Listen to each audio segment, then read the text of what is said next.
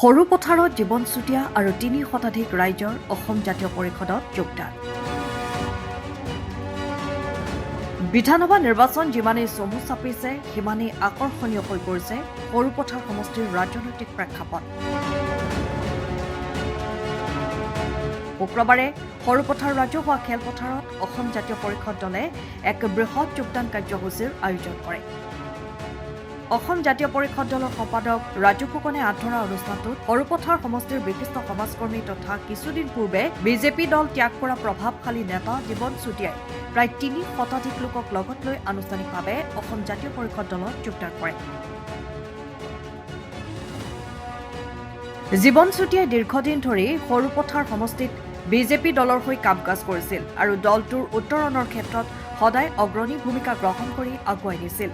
কিন্তু লাহে লাহে তেওঁ বিজেপি দলত গুৰুত্বহীন হৈ পৰে। সেইবাবে যোৱা জানুৱাৰী মাহত তেওঁ বিজেপি দল ত্যাগ কৰে। শুক্ৰবাৰে জীৱন চুতীয়াৰ উপৰি সৰুপথাৰ সমষ্টিৰ ভাৰতীয় জনতা পাৰ্টীৰ এজন জ্যেষ্ঠ কৰ্মী তথা 16 চনৰ বিজেপি দলৰ প্ৰাৰ্থিত্ব প্ৰত্যাশী ৰাষ্ট্ৰীয় স্বয়ংসেৱক সংঘৰ গোলাঘাট জিলাৰ প্ৰাক্তন সংঘ চালক আৰু যোৰহাট বিভাগৰ বৌদ্ধিক প্ৰমুখ অৱসৰপ্ৰাপ্ত শিক্ষক চন্দন বৰা, বিজেপি দলৰ প্ৰাক্তন বৰপথাৰ মণ্ডলৰ সভাপতি চম্পক ৰায়কে ধৰি আন ৰাজনৈতিক দলৰ বহুকেইজন পুৰণি কৰ্মী আৰু কেইবাটাও সংগঠনৰ বিষয়ববীয়াই আনুষ্ঠানিকভাৱে অসম জাতীয় পৰিষদ দলত যোগদান কৰে। যোগদান কাৰ্যসূচীত অসম জাতীয় পৰিষদ দলৰ সভাপতি লুৰিণজ্যোতি গগৈ, কাৰ্যকৰী সভাপতি ৰাজেন গোহাঁই আৰু সম্পাদক জগদীশ ভূঞাকে আদি কৰি কেন্দ্ৰীয় নেতৃত্ববৃন্দ উপস্থিত থাকে। যোগদান কাৰ্যসূচীত দলটোৰ সভাপতি লুৰিণজ্যোতি গগৈয়ে উদাত্ত ভাষণ আগবঢ়ায় আৰু দলটোত যোগদান কৰা সকলোকে আঞ্চলিক দলটোলৈ স্বাগতম জনায়। আজি আমাৰ সৈতে আনুষ্ঠানিকভাৱে প্ৰায় ৩০০মান ব্যক্তিয়ে বিভিন্ন দায়িত্বত থকা ব্যক্তিয়ে জইন কৰিব আৰু বাকী সকলো আমাৰ দলতে থাকি জইন কৰিব। কিন্তু ইমানখিনি মানুহ আজি একেদিনাই একেখন মঞ্চত জইন কৰা সম্ভৱ নহয়। পৰৱৰ্তী পৰ্যায়ত তেওঁলোকে জইন কৰিব, কিন্তু আজি তেওঁলোকে আমাৰ প্ৰতি সমৰ্থন জনাই আজি ইয়াত আহি উপস্থিত হৈছে আৰু আমাৰ আজি যিসকল ব্যক্তিয়ে জইন কৰিব তাৰ সেইসকলৰ লগত অন্যতম আমাৰ ৰাষ্ট্ৰীয় স্বয়ংসেৱক সংঘৰ গোলাঘাট জিলাৰ প্ৰাক্তন সংঘ চালক তথা যোৰহাট বিভাগ বৌদ্ধিক প্ৰমুখৰ দায়িত্বত থকা আৰু ভাৰতীয় জনতা পাৰ্টীৰ এজন নিষ্ঠাৱান কৰ্মী। যোৱা 16 চনত তেওঁ ভাৰতীয় জনতা পাৰ্টীৰ প্ৰাৰ্থিত্ব প্ৰত্যাশী আছিল। তেখেত হৈ গ'ল সকলোৱে আমাৰ শ্ৰদ্ধাৰ অৱসৰপ্ৰাপ্ত শিক্ষক শ্ৰদ্ধাৰ চন্দন বৰা ছাৰ। তেখেত আজি আমাৰ লগত যোগদান কৰিব আৰু ভাৰতীয় জনতা পাৰ্টীৰ আমি যিসকল ব্যক্তিৰ লগত একেলগে সংগঠন কৰিছিলোঁ 21 চনৰ বা তাৰ আগত যিসকল ব্যক্তিৰ যৌথভাৱে আমি সৰুপথাৰ সমষ্টিত ভাৰতীয় জনতা পাৰ্টীৰ সংগঠন শক্তিশালী কৰিছিলোঁ, সেই সময়ৰ সৰুপথাৰ সমষ্টিৰ বৰপথাৰ মণ্ডলৰ সভাপতি চম্পক ৰায় ডাঙৰীয়া আছে আৰু তেনেধৰণে আৰু বহু ব্যক্তি আছে। আজি আপোনালোকে যোগদান তেওঁলোকে অলপ পাছতে কৰিব। আপোনালোকে দেখা পাব যে বহু সংগঠনত কালিলৈকেও দায়িত্বত থকা বহু ব্যক্তিয়েও আজি আমাৰ ইয়াত জইন কৰিব। গতিকে বহু প্ৰাক্তন ভাৰতীয় জনতা পাৰ্টীৰ কাৰ্যকৰ্তা আছে, বিভিন্ন দায়িত্বত থকা আছে, বিভিন্ন নিকায় নিগমত দায়িত্বত থকা ব্যক্তি আছে, পঞ্চায়তত বিভিন্ন পৰ্যায়ত ইলেকশ্যন খেলি জয়যুক্ত হোৱা ব্যক্তিও আছে। গতিকে তেনেধৰণে বহু নেতৃস্থানীয় ব্যক্তিয়ে আজি আমাৰ সৈতে যোগদান কৰিব। আজি অসম জাতীয় পৰিষদৰ পবিত্ৰ মঞ্চলৈ জাতীয় পৰিষদৰ পবিত্ৰ পতাকাৰ তলত অসমৰ সুৰক্ষিত ভৱিষ্যত ৰক্ষা কৰিবৰ কাৰণে বা অসমৰ মাটিত স্বাভিমানী শক্তিশালী জাতীয়তাবাদ প্ৰতিষ্ঠা কৰিবৰ কাৰণে এসময়ৰ বিজেপিৰ শক্তিশালী নেতা তথা এই অঞ্চলৰ সমাজৰ লগত জড়িত হৈ বিভিন্ন ধৰণৰ কাম কাজেৰে সমাজ সমৃদ্ধি কৰা, শক্তিশালী কৰা জীৱন চুতীয়া ডাঙৰীয়া অসম জাতীয় পৰিষদৰ পবিত্ৰ মঞ্চত যোগদান কৰিছে।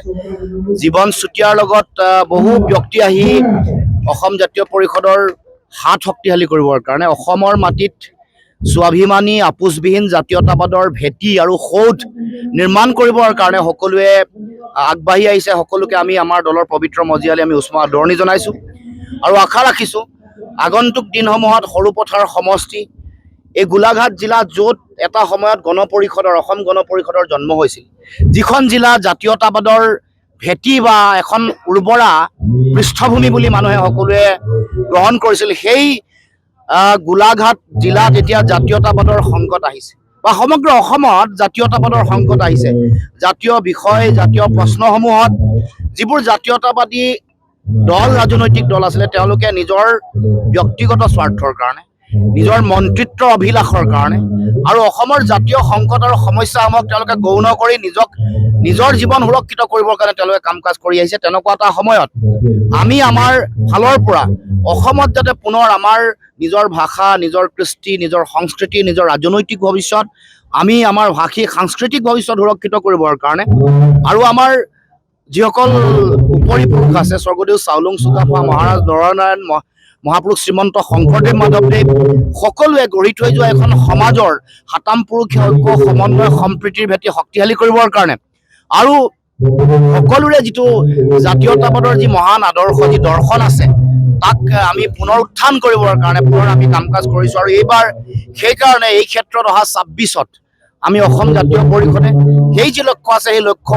উপনীত হ'বৰ কাৰণে আমি কাম কাজ কৰি আহিছোঁ। আৰু এইবাৰ এই যি সৰুপথাৰ সমষ্টি, য'ত বিগত সময়ছোৱাত জাতীয়তাবাদৰ এটা উৰ্বৰা ভূমি আছিল, ইয়াত জাতীয়তাবাদী নেতা ইয়াৰ পৰা নেতৃত্ব লৈ দিছপুৰলৈ গৈছিল, সেই সমষ্টি পুনৰুদ্ধাৰ কৰিবৰ কাৰণে, পুনৰুত্থান কৰিবৰ কাৰণে আৰু এই অঞ্চলৰ ৰাইজক পুনৰ জাতীয়তাবাদৰ পতাকাৰ তলত একত্ৰিত কৰিবৰ কাৰণে আমি চিন্তা কৰি আমি কাম কাজ কৰিছোঁ। আৰু আমি আশা ৰাখিছোঁ আগন্তুক দিনসমূহত ৰাইজে বিচৰা সপোনৰ এই যিখন সমাজ বা এই জাতীয়তাবাদী দৰ্শন আৰু ধাৰাটো ইয়াত পুনৰ পাবলৈ সক্ষম হ'ব।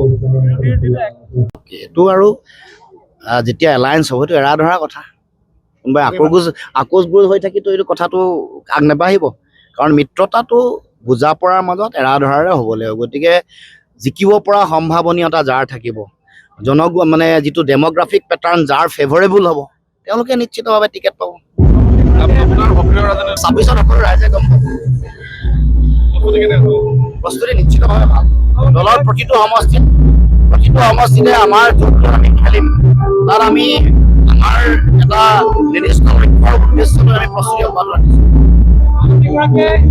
গম পাইছে যে এবাৰ তেওঁ মুখ্যমন্ত্ৰীৰ আসনৰ পৰা কক্ষচ্যুত হ'ব। তেওঁ এবাৰ মানে বিজেপি অসমৰ মাটিত যিহেতু উৎখাত হ'ব বুলি কৈছে, মুখ্যমন্ত্ৰীত যাব বুলি তেওঁ ইতিমধ্যে গম পাইছে, সেইকাৰণে যিকোনো যি টি কথা কোৱা আৰম্ভ কৰিছে। কাৰণ জানে যে তেওঁ মুখ্যমন্ত্ৰীত্ব গ'লে পুৰণা যিমানবোৰ ফাইল আছে, সাৰদা কেলেংকাৰী, লুই বাজাৰ কেলেংকাৰী, বিভিন্ন ধৰণৰ কেলেংকাৰী, ডিমা হাছাও কেলেংকাৰী, এইবোৰ ফাইল খুলিব আৰু তেওঁৰ ঠিকনা তিহাৰ জেল বা কোনোবা এটা জেল হ'ব বুলি গম পোৱাৰ পাছত তেওঁ যি টি কথা ক'বৰ কাৰণে ইতিমধ্যে আৰম্ভ কৰিছে। এই যে আমাৰ যিসকল ৰিক্সা চলাই থকা মানুহ, তেওঁলোকক 5 টকাৰ ঠাইত 4 টকা দিব বুলি কোৱাৰ লগে লগে তাৰমানে যিসকলে কাম কৰে, কাম কৰা মানুহৰ প্ৰতি, কামৰ প্ৰতিও তেওঁলোকৰ অপমান। তাৰমানে আমি কাম কৰি, কোনোবা শ্ৰমিকে কাম কৰে, কোনোবা খেতিয়কে কাম কৰে, কোনোবা ৰিক্সাৱালা ঠেলাৱালাই কাম কৰে, যিসকলে ৰিক্সা চলাইছে বিভিন্ন ধৰণৰ জনজাতীয় মচিং মানুহ আছে, ক'ৰবাত আমাৰ খিলঞ্জীয়া বেলেগ মানুহো আছে বা কিছু অঞ্চলত আমাৰ হিন্দী ভাষী মানুহো আছে। গতিকে তেওঁলোকৰ প্ৰতি আমাৰ যিসকলে কাম কৰে, কামৰ প্ৰতি এইটো অপমান নহয় জানো? যি পাব লাগে সেইটোৱে পাব, ৰিক্সাৱালাই যিমান পাব লাগে ইমানে পাব। আৰু শেহতীয়াকৈ তেওঁ যিবোৰ কথা কৈছে যে মই মুখ্যমন্ত্ৰী থাকোঁতে আমুকক অত্যাচাৰ কৰিমেই, দেশৰ সংবিধান নমনা মানুহে এনেকুৱা কথা ক'ব। দেশৰ সংবিধানে যাক কৈছে, তেওঁ পাকে প্ৰকাৰে যিহেতু বিদেশী নাগৰিকৰ সমস্যাটো সমাধান কৰিব পৰা নাই, বিদেশী চিনাক্তকৰণ কৰি বহিষ্কাৰ কৰিব পৰা নাই, 53 বছৰ অবৈধ বিদেশী পূজা অসমৰ ওপৰত জাপি দিছে তেওঁলোকৰ দিনতে, এইবোৰ কথা ঢাকিবৰ কাৰণে 6 জনগোষ্ঠীক জনজাতিকৰণ নিৰ্বাচনৰ আগত দিম বুলি কৈ যিহেতু দিব পৰা নাই, মাটিৰ পট্টা দিম বুলি কৈ খিলঞ্জীয়া মানুহক যিহেতু পট্টা দিব পৰা নাই, তেওঁলোকে বসুন্ধৰা 1, 2, 3 গ'ল, যোৱাৰ পাছত তেওঁলোকে কিন্তু মাটিৰ পট্টা দিব নোৱাৰিলে। 1250 টকা আমাৰ মানুহক দিছে, কিন্তু তেওঁৰ পত্নীৰ ওচৰত 10 কোটি টকাৰ ৰাজ সাহায্য পাইছে। তেওঁৰ পত্নীয়ে 3খন 4খন বাগানৰ, বহু বাগানৰ মালিক হৈছে। তেওঁৰ পত্নী হাজাৰ বিঘা মাটিৰ মালিক হৈছে। এতিয়া মানুহৰ মাজত তুলনা হৈছে যে 1250 টকাৰ ওজন বেছি নে মামীৰ হাজাৰ বিঘা মাটিৰ ওজন বেছি। নিউজ লাইভ এণ্টাৰটেইনমেণ্ট, আইনা এইবোৰৰ ওজন বেছি নে 1250 টকাৰ ওজন বেছি? বন্যা ইণ্টাৰনেশ্যনেল ওজন বেছি নে কাজিৰঙাত থকা ৰিজৰ্টৰ ওজন বেছি নে 1250 টকাৰ ওজন বেছি? 10,000 টকাৰ ওজন বেছি নে মামী এই কাজিৰঙাত থকা তেওঁৰ সেই ৰিজৰ্টৰ ওজন বেছি, তেওঁ ইণ্টাৰনেশ্যনেল স্কুলৰ ওজন বেছি নে তেওঁ মেকডোনাল্ডৰ ওজন বেছি? এই কথা ৰাইজে হিচাপ কৰিব লৈছে। ইতিমধ্যে আপোনালোকক কৈছোঁ যে বিৰোধীৰ মিত্ৰতা সম্পৰ্কত ইতিমধ্যে গোটেই বিষয়বোৰ এটা যথেষ্ট আগবাঢ়িছে। অলপ কিছু 2-4টা কথাক বাদ দি প্ৰায় মিত্ৰতা বা আসন বুজাবুজিৰ কথাটো প্ৰায় সম্পূৰ্ণ হোৱাৰ দিশত, আৰু 2-4টা কথা সম্পূৰ্ণ হোৱাৰ লগে লগে আনুষ্ঠানিকভাৱে ঘোষণা হ'ব। আৰু আমি আৰম্ভণিৰ পৰা কৈ আহিছোঁ যে বিজেপিক উৎখাত কৰিবৰ কাৰণে, বিজেপিৰ যিটো অপশাসন তাক আমি বাধা দিবৰ কাৰণে আমি সকলো বিৰোধী ৰাজনৈতিক শক্তি ঐক্যবদ্ধ হ'ব লাগিব। এই অঞ্চলত ৰাইজে, সৰুপথাৰ সমষ্টিৰ ৰাইজে যিগৰাকী ইয়াৰ প্ৰাৰ্থীক তেওঁ বিধানসভালৈ পঠাইছে, ৰাইজে ভাবিছিলে যে আমাৰ গোটেই কাম কাজবোৰ কৰিব, আমাৰ সমস্যাসমূহ সমাধান কৰিব বা জনগণৰ প্ৰতিনিধি হ'ব। শেষত দেখা পালোঁ যে এই প্ৰতিনিধিগৰাকী হিমন্ত বিশ্ব শৰ্মাৰহে প্ৰতিনিধি। সেইকাৰণে ৰাধাকৃষ্ণ বাগানকে ধৰি বিভিন্ন ধৰণৰ সীমান্তত শিলৰ ব্যৱসায়কে ধৰি আন সকলো ধৰণৰ কথা বতৰা হিমন্ত বিশ্ব শৰ্মাৰ এই গোটেই কথা বতৰাবোৰ ৰক্ষণাবেক্ষণ দিবৰ কাৰণে এইগৰাকী ব্যক্তিয়ে কাম কাজ কৰি আছে।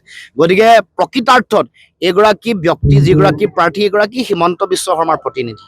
জনগণে আশা কৰিছিলে যে আমাৰ প্ৰতিনিধি হ'ব, আচলতে হিমন্ত বিশ্ব শৰ্মাৰ তেওঁ এনেকুৱা ধৰণৰ বাগান, কাম কাজ এইবোৰ ৰক্ষণাবেক্ষণৰ প্ৰতিনিধি হিচাপে পৰিগণিত হৈছে। আৰু সেইকাৰণে মই ভাবোঁ যে এইবাৰ ৰাইজে এই সকলো ধৰণৰ কথা বতৰা আগন্তুক দিনসমূহত লক্ষ্য ৰাখি চিন্তা চৰ্চা কৰি সিদ্ধান্ত গ্ৰহণ কৰিব। যোৱাবাৰ প্ৰকৃততে বিজেপি দলৰ পৰাই জীৱন চুতীয়াক টিকেট দিব লাগিছিলে, কিন্তু নিদিলে। নিদিয়াৰ কাৰণ বেলেগ নহয়, সীমান্ত বাহিনীৰ তেওঁৰ নিজৰ মানুহক দিব লাগে, তেওঁৰ প্ৰতিনিধি ইয়ালৈ পঠাব লাগে বা তেওঁৰ প্ৰতিনিধিৰ যোগেদি তেওঁৰ ব্যৱসায় বাণিজ্য ৰক্ষণাবেক্ষণ দিব লাগে। কাজিৰঙা আছে, কাজিৰঙাত তেওঁৰ ৰিজৰ্টটো আছে, কি নাম আছিলে তেওঁৰ সহধৰ্মিনীৰ, কাজিৰঙাৰ ব্যৱসায় সহধৰ্মিনী, আকৌ NIL এক্সপানশ্যন প্ৰজেক্ট আছে, সকলো চোৱা চিতা কৰিবৰ কাৰণে এগৰাকী বিশ্বস্ত মানুহ লাগে। সেইকাৰণে ইয়াত আটাইতকৈ বেছি চুতীয়া জনগোষ্ঠীৰ মানুহ থকাৰ পাছতো, এগৰাকী উপযুক্ত ব্যক্তি হোৱাৰ পাছতো কিন্তু জীৱন চুতীয়াক যোৱাবাৰ বিজেপিয়ে তেওঁলোকে প্ৰাৰ্থী নিদিলে। কেৱল মাত্ৰ তেওঁলোকৰ সেই চিন্তাৰ কাৰণে, তেওঁলোকৰ এই মানসিকতাৰ কাৰণে, তেওঁলোকৰ মানসিকতাত চুতীয়া জনসংখ্যা আটাইতকৈ বেছি থকাৰ পাছতো তেওঁলোকৰ মাজত যিটো বৰ্ণবাদী মানসিকতা আছে, যিহেতু মনুসংহিতা তেওঁলোকে বিশ্বাস কৰে, মনুসংহিতাই বৰ্ণবাদটো উৎসাহিত কৰে। সেইকাৰণে বৰ্ণবাদী মানসিকতাৰ মুখ্যমন্ত্ৰীৰ কাৰণে, যিহেতু অসমৰ মুখ্যমন্ত্ৰী সৰ্বানন্দ সোণোৱাল যোৱাবাৰ থকাৰ পাছতো তেওঁকে ৰাইজে নেতৃত্ব দিছিলে, তেওঁৰ কাৰণে ভোটদান কৰিছিলে। মুখ্যমন্ত্ৰী তেওঁকতো পিছফালৰ পৰা ডেগাৰ মাৰিলে। মৰাৰ পাছত ইয়াতো চুতীয়া জনগোষ্ঠীৰ মানুহজনক কিয় প্ৰাৰ্থিত্ব নিদিলে? নিদিয়াৰ কাৰণটো তেওঁলোকে মনুস্মৃতি আৰু মনুসংহিতাক তেওঁলোকে যিহেতু সংবিধান বুলি গ্ৰহণ কৰে আৰু বৰ্ণবাদী মানসিকতা এটা যিহেতু আছে, সেইকাৰণে চুতীয়া জনগোষ্ঠীৰ খিলঞ্জীয়া মানুহ এজনক তেওঁলোকে প্ৰাৰ্থিত্ব নিদিলে। এইটোৱে কথা। সভাগৃহলৈ আহি মই দেখিলোঁ যে সভাৰ আমাৰ ৰভা মণ্ডপৰ মাজে মাজে মাটিৰ দম লাগি আছে। মই সুধিলোঁ যে সভা মণ্ডপৰ মাজত মাটিৰ দম কিয়? তেতিয়া ক'লে যে কাৰণটোতো গম পাইছে যে মাটি ইয়াত পেলোৱা হৈছে আমাৰ সভাখন বিফল কৰাৰ বাবে। আচৰিত কথা যে গণতান্ত্ৰিক ব্যৱস্থাত এটা ৰাজনৈতিক দলক সভা পতাত বাধা দিবৰ বাবে ইয়াতকৈ নিকৃষ্ট পন্থা আৰু কি হ'ব পাৰে? গতিকে আমি কৈছোঁ যে মাটি আৰু মানুহৰ বাবে আমাৰ দল জন্ম, গতিকে মাটিতে আমাৰ হৃদয় আৰু আত্মা জড়িত আছে। আমাৰ আত্মাত অসমৰ মাটি আৰু মানুহ জড়িত আছে। গতিকে অসুবিধা নহয় আমাৰ, আমি সেই প্ৰত্যাহ্বান নেওচি আগুৱাই যাব পাৰিম। কিন্তু বিজেপি বা হিমন্ত বিশ্ব শৰ্মা ডাঙৰীয়াই বা বিজেপি দলৰ প্ৰতিগৰাকী মন্ত্ৰীবিলাকে মাটিক ব্যৱসায় বুলি ভাবে, আমি মাটিক আত্মা আৰু প্ৰাণ বুলি ভাবোঁ। সেইকাৰণে মাটি পেলাই আমাৰ সভাখন দখল বাধা দিয়াৰ ক্ষতিগ্ৰস্ত কৰিব পৰা কোনো সম্ভাৱনা নাথাকে। আৰু এটা কথা, এই ধৰণৰ প্ৰতিকূল বাতাবৰণ সৃষ্টি হ'লে প্ৰত্যাহ্বান লৈ ভাল লাগে, কাৰণ আমি বিশ্বাস কৰোঁ যে অশান্ত সমুদ্ৰতহে সুদক্ষ নাবিকৰ জন্ম হয়। অনুকূল বাতাবৰণ আৰু শান্ত সমুদ্ৰত সুদক্ষ নাবিক জন্ম হ'ব নোৱাৰে।